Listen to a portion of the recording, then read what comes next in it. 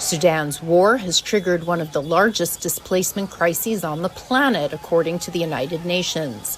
It broke out in April 2023 between two rival generals and has pushed internal displacement to nearly 10 million people and driven 2 million more to seek safety in neighboring countries. The UN High Commissioner for Refugees, Filippo Grandi, met some of the displaced this week in Kosti, in the southern part of Sudan. They're fleeing horrible violence, very severe violations of human rights, but increasingly they're also fleeing deprivation, and in particular food insecurity and in some cases hunger. So you have a multiplication of factors that are all generated clearly by this insane war that doesn't seem to end. In South Sudan, the UN Refugee Agency is working to assist them. But humanitarian aid is only a short-term solution. Peace is what is needed, he said. My appeal is really to everybody who has any influence on the parties in this conflict.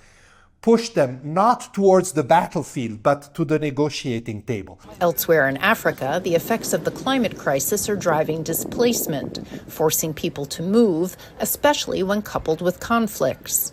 And there, what happens is that climate becomes a cause of conflict. It deprives very poor communities living together of basic resources, water, for example. The communities start fighting, and this generates displacement. Globally, the numbers of displaced people, refugees, and asylum seekers have been increasing over the last 12 years to a staggering 120 million.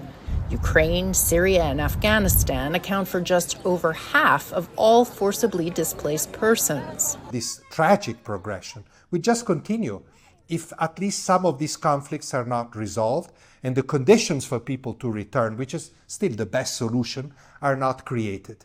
This is the big challenge. Grandi warns that it will be difficult for an increasingly divided world to meet growing global challenges. Margaret Besheer, VOA News, the United Nations.